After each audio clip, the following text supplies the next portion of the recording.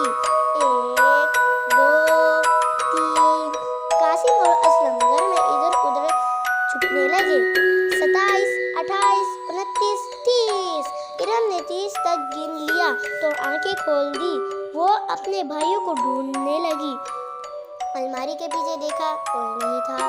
मेज के नीचे देखा, यहाँ भी कोई नहीं था।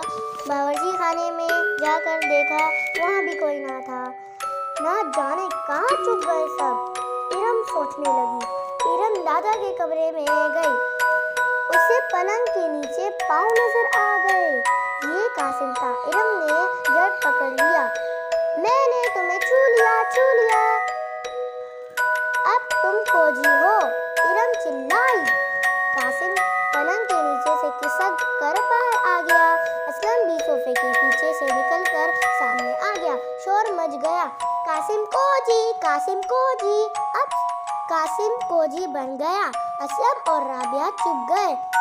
बच्चे बहुत देर तक आग मचोली खेलते रहे।